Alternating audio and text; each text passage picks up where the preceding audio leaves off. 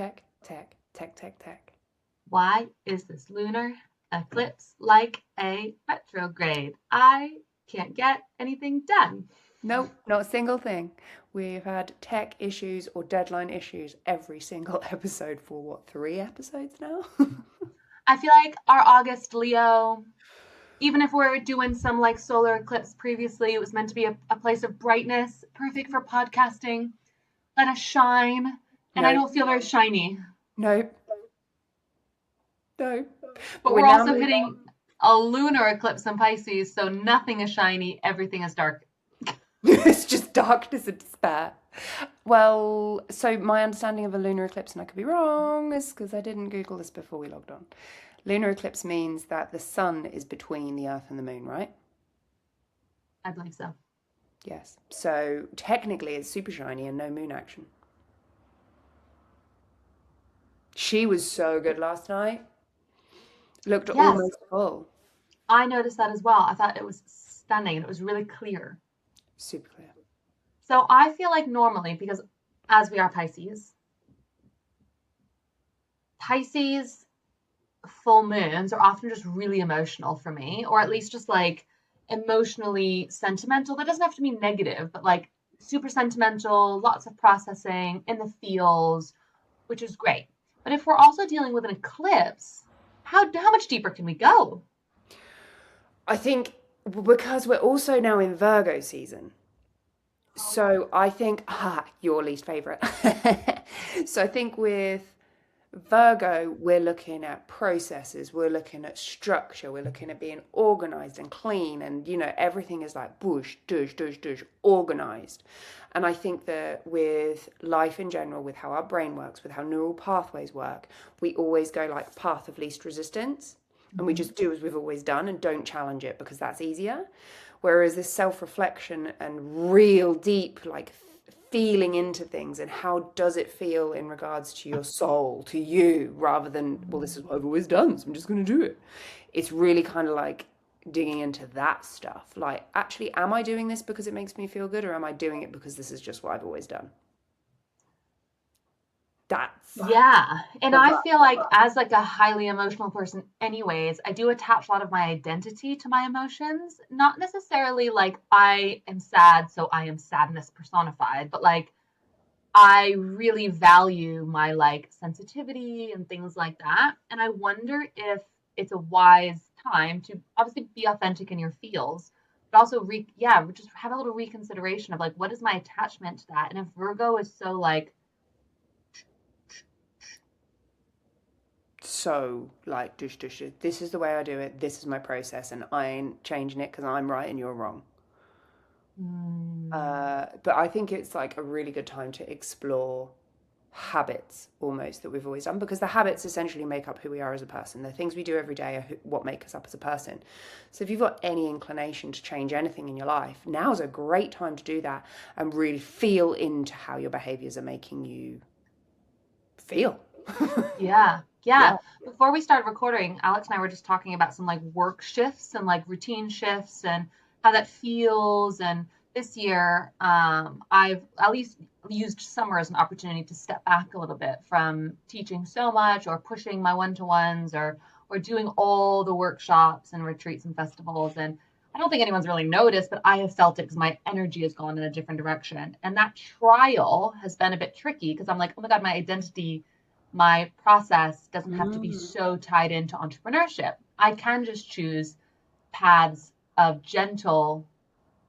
like gentle experiences that earn good money and make me feel happy, but ultimately aren't the ones that are like showy and exciting and full of hustle. And I've been thinking about that a lot this summer. So I wonder if this eclipse is a really good time to lock in some of those understandings and like really put some of them to rest. We love entrepreneurship, we love hustling, but I wonder how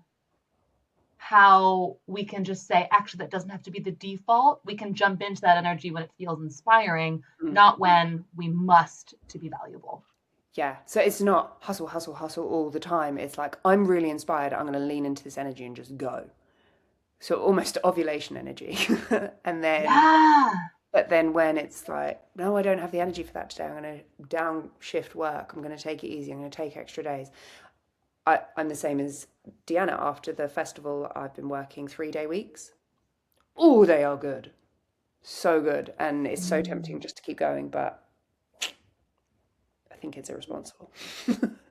It makes 3 working days incredibly like whew, back to back. Yeah, anyway. But it has been a time of realizing when I am working, boom, boom, boom, boom, boom, everything's really concise, planned, have to do it because I only have 3 days in which to do it. Mhm.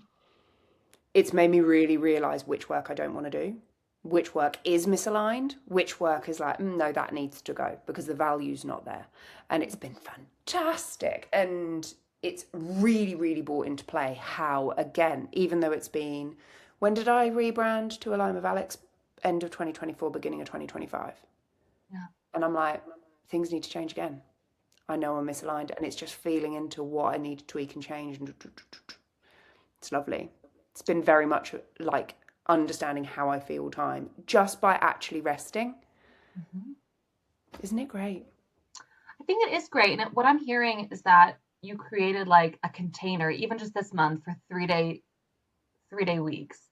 The rebrand was a kind of container. And something I've been thinking about a lot is like, what is aligned? Aligned is serving you and your lifestyle and your own personal needs season after season, which is like a constant course correction. Yeah. So like to become more in alignment now, let's say for autumn, for you or for me, means that we will still then feel misaligned again, and then we can course correct again. So it's like I've just been thinking about that word. It's funny that you said that word. I've been thinking about that word a lot, of like alignment versus misalignment and the constant just adjustments Yeah. of what we need, and that like agency, that like remembrance of like, oh, I can make a shift and make that work is really helpful. And ultimately, as professionals, whether you're in entrepreneurship or corporate, a lot of times your routines like attach a lot of meaning, your identity, like, oh, I'm a person that wakes up at 5 a.m., or I'm a person that has total flexibility, or I'm a person that is only self-employed. Like all of these things carry a lot of like weird moral weight to them Yeah, they sometimes. do. They do. People And who it's think they like, get up early think they're better than everyone else. People right. who And it's never. like, if that's you, fine. If you can be consistent for your whole life, fine. But like, I wonder if the alignment is the comfort in adjusting. Yeah, I 100% think that it is. I really do. And it's forever shifting your life to be almost like, oh, so I wrote this down the other day, forever trying to be an active participant in my own life. And the moment you're misaligned and you just keep doing it anyway is the moment you're no longer an active participant in your own life. Yeah. And it's just life is just lifing and you're just along for it rather than, oh wait, this doesn't feel right for me right now. I'm going to shift it and actually live the life and I'm going to be an active participant in what is happening around me, how my life looks, etc., etc. I had that same exact process and thinking around alcohol this summer. So a lot of the times, like, it's sunny, we're having drinkies, it's wine time outside. Like, and those are all things that I love. I'm not sober. I do enjoy having a little drink, but there's this kind of something that I realized even quite a long time ago is that I never want like a habit to rule me. It should be like a tool or a treat or a thing rather than it has to mean something. And so all across this year, I've been thinking like, oh, am I like having a glass of wine with dinner because it feels like a lovely treat? Or have I been craving that glass of wine all day? And if I start to crave it, I actually don't have it because I don't want my habits to like have that much power over me. Though I know our habits, especially good ones, can get us out of ruts and all that stuff. But Yeah. I kind of don't want to be owned by individual choices that I make. I just want to feel like they're all congruent with who I am. And I had that exact, what you described with like routines really made me think about my specifically around alcohol. And like, I don't know. I love that. I I think am the main character. Everything is just things around me that I do or don't do or enjoy. exactly. And you don't want alcohol to be like dimming your main character energy. Yeah. So if you're an active participant, like you just existing well is the best tree. Course of action. I think with the habit stuff, it's really great to. So let's say with alcohol, if it's like every night you're like, well, I have a glass of wine with dinner, then that is like the alcohol is leading the narrative. That's just what you do. Whereas sometimes that habit stacking and compounding and stuff is so powerful. Like we both know as yoga teachers that if you meditate every day, that compounding effect is like insane, and it's a positive adaptation in your life. And if you had a goal to write a book, sitting down and making the habit of writing for half an hour every single day, that compounding effect is going to take you to where you want to be. Whereas with something like alcohol, which we know is probably has negative or does have negative implications on the body, that's not a habit that you want to be ruling the roost. No. So yeah, I love it. But I Yeah, think it's it's a really good interesting. time to look at that sort of stuff right now. But feel into it, not necessarily making action right now, especially around this full moon. Full moon's all about letting things go. We start cultivating things at new moon. Full moon, so feel into what's misaligned, feel into what's like not quite right, especially around routines and stuff. And what do you want to let go of? Yeah, and I can't help but think about, I mean, Pisces, as we know, is at the end of our zodiac, something that we've talked about. So it's like, if Pisces is at the end of our zodiac, like what is mature in our life? What do we know about ourselves? What is ending? Not because it has to always be releasing, let going, ending energy, but like what is very wise? What is mature in our life? So like we can be assured that we do know ourselves well with that Piscean reflection and that wisdom. So anything that you noticed, whether you choose to make action around it later or not, like coming from a place of like, what am I wise about? Just feels like a valuable Yeah, lens. yeah, really good. Mm. What would you say you are at the minute? Where's your wisdom? I think that I feel really comfortable in my instincts and intuition in a way that we're always fighting for.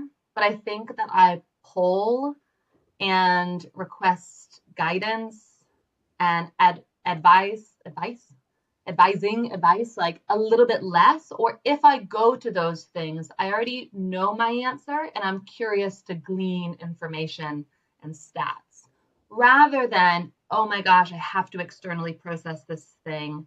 And so something that I can be sure of is I make choices of like, what do I identify with, what is my identity, what are just tools that are in my life that I want to hold on to or release, whether they be objects, wine, habits, or otherwise, is that I think that when I am quiet and calm, I really know myself a little bit better than ever. And since I moved to England 3 years ago, there has been only change and adjustments. And so this is just a nice period of going, oh, actually, this is quite a steady time. And I think I know where I'm at well. Love that. And that's quite nice. That's what came to mind, at least when you asked. What about you? Where am I feeling wise? Just trusting my gut. Mm, Like, I cannot tell you how often it's been right lately. And similar to what you said, actually, about I don't feel like I need to outsource. It's like I have a question, I have a thought, I have a, oh, I'd quite like to do that, or I need to let that go, or I go, da, da, da. I'm not going to people to go, what do you think about this? I'm being like, I know already, but your opinion is valuable to me. yeah. Yeah. Have I missed something here? But realistically, I already know the answer and what I'm going to do. Yeah, and that's like a big shift. I think like if, someone off the street was listening to that conversation, it would seem like a simple realization perhaps, but like it's absolutely not. Even if on the outside the results are the same, you sit in contemplation and then you have chats with people that you love and trust. Yeah. Ultimately, like you're coming at those conversations so differently. Hmm. When I think about some of these like endings or thinking about full moon, but like cloaked in darkness, the flip side, the shadow side, perhaps the shadow side of the moon feels like literally the moon's moon. Um, Yeah. but my moon is in Scorpio and my sun is in Pisces. So we're very like watery in general, but the Scorpio really likes solitude. And I think that the quietness of my self is so confident in a way that it hasn't felt confident before. And really celebrating that like Scorpio loves a boundary. Scorpio loves like like intensity, one-to-one experiences, perhaps, like feels really nice. And I was listening to something on the internet the other day, and they were talking around mediumship. And this is somewhere that I think about a lot as well, is a lot of us go to mediums, go to intuitives, go to practitioners of all wellness sorts for answers. Mm-hmm. But wouldn't it be great if like you use those similar modalities to receive the answers for yourself? So for example, I love giving readings, but I would love if people also trusted their own gut, Yeah. that they see and feel what they feel. If you're just using me as a tool, fab. We know that we love a tool, but we don't want to ever feel like we have to outsource that purpose, meaning, understanding. Yeah. And so I just can't help but think a little bit about mediumship when I think about this full moon, Pisces being the final end of a zodiac, that we don't want to go too crazy into death. And like just thinking about that darkness. And I Mm. feel like the flip side of that is when I was giving a lot of readings, I myself was also outsourcing my spiritual validation through my clients. So it can go both ways, guys, like client to practitioner, practitioner to client. And Has by doing less one-to-ones in general, like I've really reclaimed my own spirituality and understanding in a way that feels very independent. And I bet I can serve others even better when I come back into it in the autumn. So God, yeah. that's like just an interesting piece. I love that.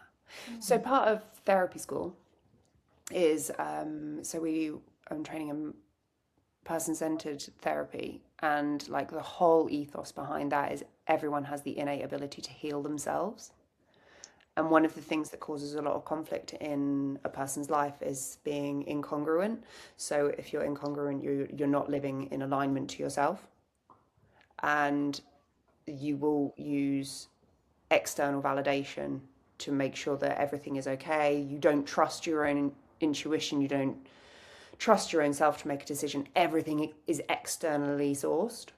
Yeah. And yeah, that like the point of therapy is you have the therapist is the container to help you trust yourself to make those decisions instead.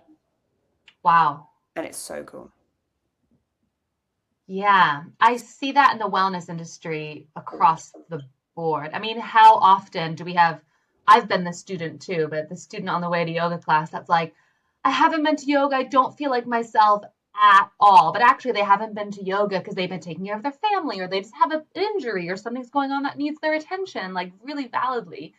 Um, like not gripping our tools, but like using our tools, not letting your tools rule you, just feels like so appropriate to Yeah, reclaim identity, agency, and a sense of self healing.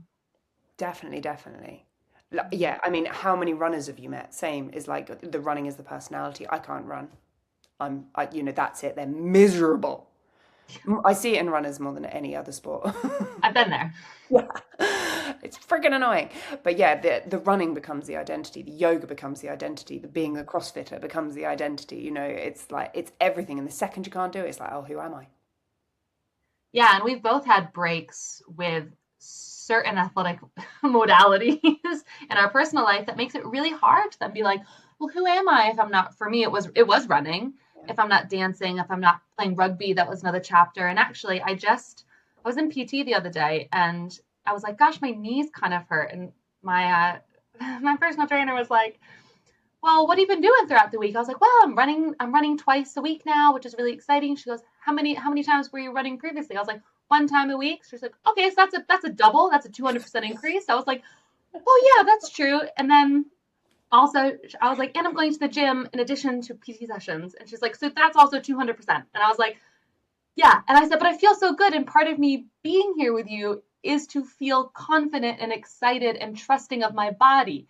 And then I'm thinking, uh-oh, I've gotten back on the like treadmill of like, I'm gonna do it all because I'm so excited. And now it's another course correction. So now we're going back to the container of like, okay, we're gonna cut that back a little. Maybe we do one on the elliptical, one run. No, keep doing it all, but just double Something. check you're stretching your quads. When was the last No, time you my stretched your knees quads? are killing me. Yeah, because you're probably not stretching your quads. Okay. I'm gonna tell my PT that you said I could keep doing it all. Keep doing it all, but just make sure you're doing like quad stretches, couch pose, get yourself in some saddle, do I some know. yoga. So tight knees, usually with that sort of thing, when you've got knee pain, 9 times out of 10, you just need to stretch your quads and it'll be better in a day or Quads. two. Quads. Mm. Quads. A new container to try to stretch the quads. I do have to do less though, because I truly actually don't have time to do all those things every single week.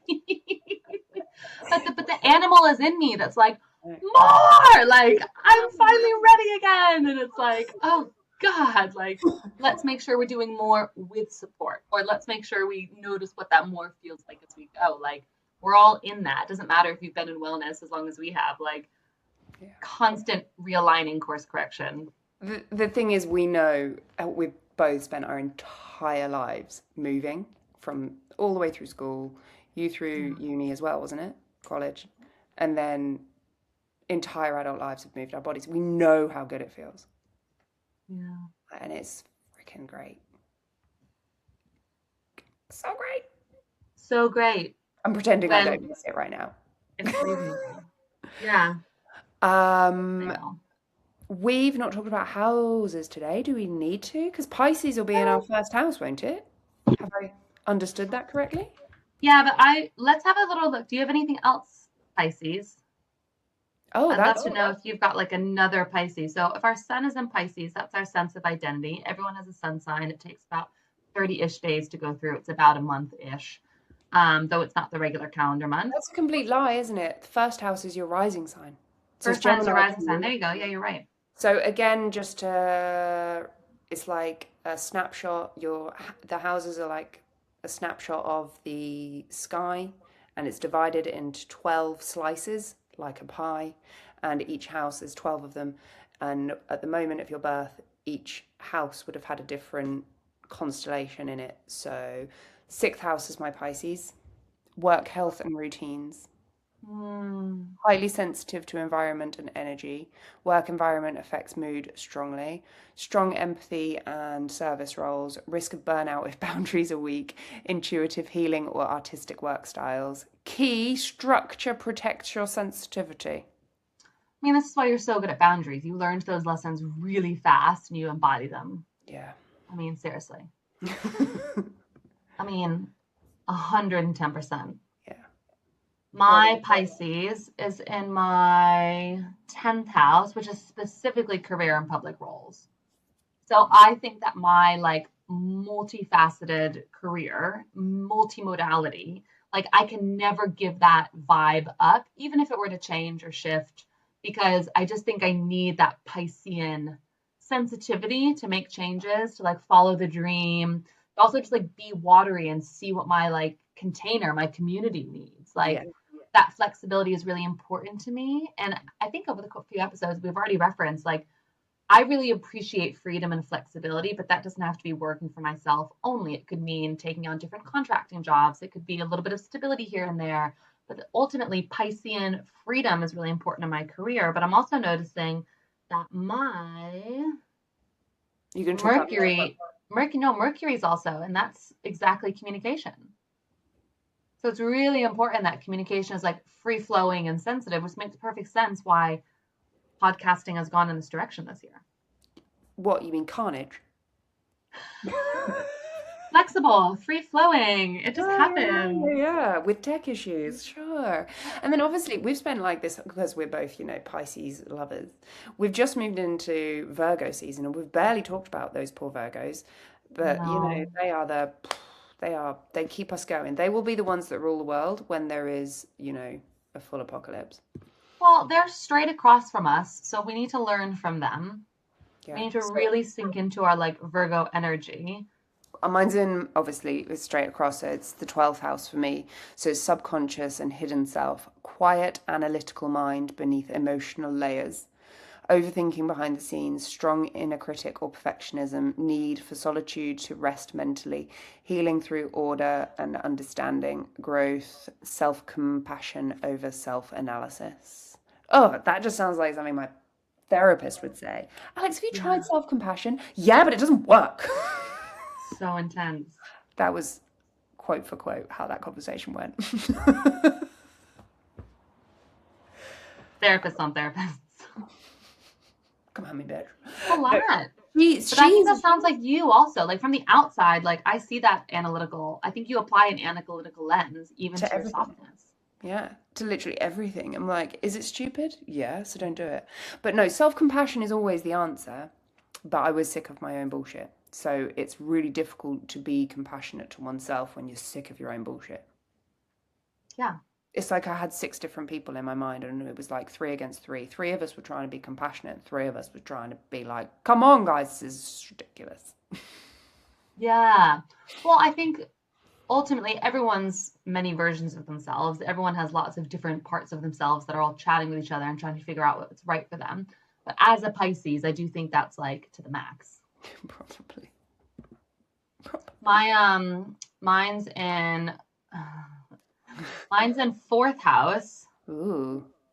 which is parents, the foundations, your home space.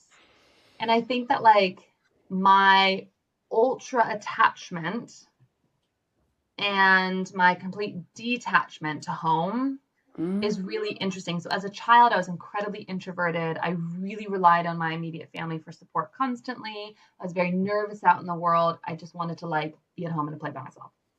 Now, as I step out into the world, I got to tell you, I'm not so good at the home thing. It's like Interesting. one or the other. Like, I mean, I think a few episodes ago I talked about my terrifying guest bed pile of crap, and it's back because I can't manage the home stuff. So I feel like sometimes when I'm tending to my like Piscean self, the rules, the guidelines, the support of my home become pretty out of balance, and I really Mm. struggle to like maintain those foundations, which is kind of interesting. And I think if I Which is had what, those, yeah. Considering it's in Virgo, you'd think you'd be like on it. you know what? Okay, we're gonna go deep. I think that there's something in me that is afraid to make a home space that I love because it might just disappear for some reason. That was what my gut was saying. As you were saying it, I was like, it's probably, there's an impermanence. Yeah.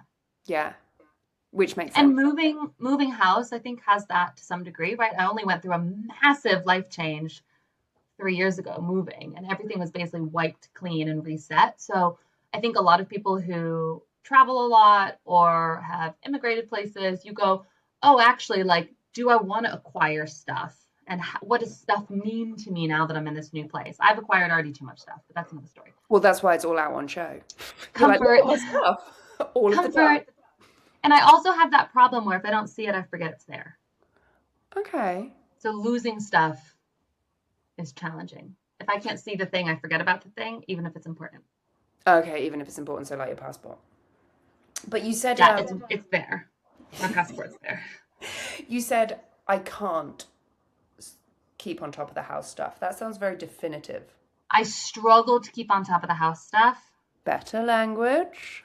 And I think that even as a kid, maybe this just came from being in a really big family. Sometimes, like, your private space didn't exist, or your private space was very small or shared. And I think that that's like probably something that a lot of people struggle with if they've come from a big family. And it's not a negative struggle, but it's a quality of like, oh my God, I'm a grown up. This entire house is mine. I do share it, but like in a way that is so private and calm and stable.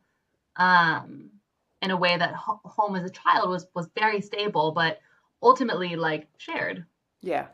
But the problem is, I love sharing stuff. I would love to not be alone. Like I have such a duality there. Maybe that's the Gemini rising coming in. It's like, I wonder like if you guys were to,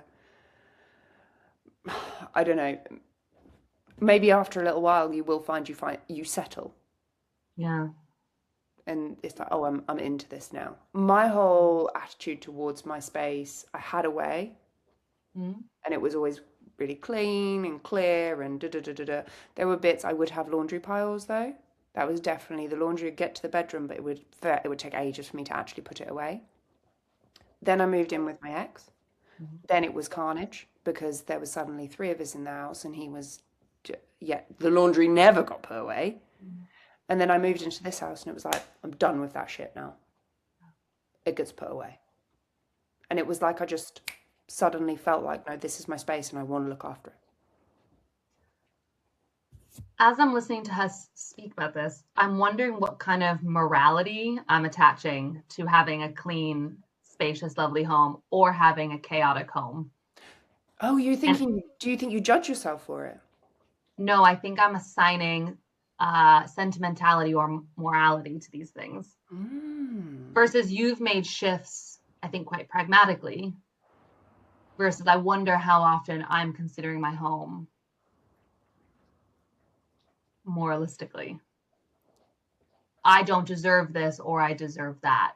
I have always been like this, and if I do something different, it's going to say this about me. I can't decide yet if it's positive or negative, but it just seems very Pisces moon eclipsey from the beginning of this conversation now. But exactly that. It's exactly what you said at the beginning. It's assigning identity to the things that you do. And so is, things being everywhere part of the identity that you've created? And is this something that you could look at now? And it's like, how's that feeling now? Is that still aligned with who you are?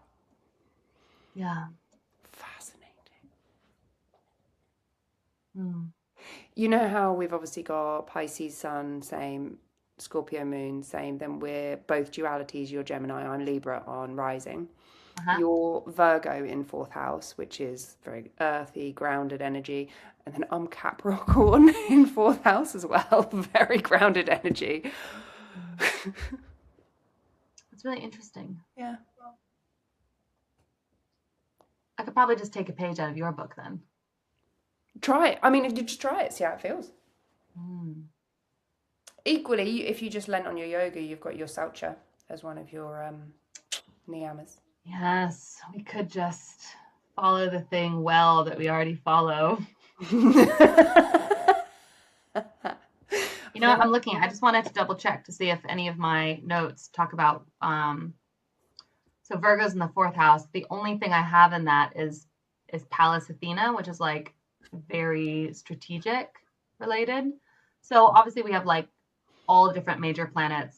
Pallas Athena is just another placement, which I'm the least familiar with. But I wonder if I take a look at what Pallas Athena references for me, it might unlock that Virgo home foundational thing that I need. So maybe we could all do a little homework on that. I've no idea about it either, but Athena was a badass. Goddess vibes. Yeah. Okay, I will try to be a domestic goddess. I mean, you already are a goddess in my eyes, but sure. You could always outsource. It could be the year you get cleaner. Could be the year that I get cleaner. Jasper, do you want more space with less laundry on the floor? He says yes. Jasper's a Virgo. Yeah. I love it. Oh. Amazing. So we'll be looking at new moon in Virgo next, won't we? Yeah. Wait, is that right? I don't know. Yeah. We're really good astrologers. We're really not good at looking ahead. So we're all going to think about what are we releasing, but let's think about not just putting like stuff off your to-do list down, more in an identity way. Where are you establishing identity and or assigning unnecessary morality perhaps, or meaning in parts of your life? And where are you wise? Like instead of leaning on what you need to let go of, it might be interesting to think about where you're wise. Pisces being the last house or the last sign in the zodiac. What do you know well about yourself? What is your wisdom? And so that might be an easier way of like gaining control rather than just feeling like we have to shut it all at once. I love it. Great summary. Thanks. I need to think about this myself. We're all going to do some homework. So what was it called? Athena's Pallas Athena, relating to strategy and I think like getting stuff done. So I'm going to have to think about that as well. We'll have a new little point to consider. I'm going to Google it too. See you next week, guys. Or in 2 Bye, weeks. everyone. Bye.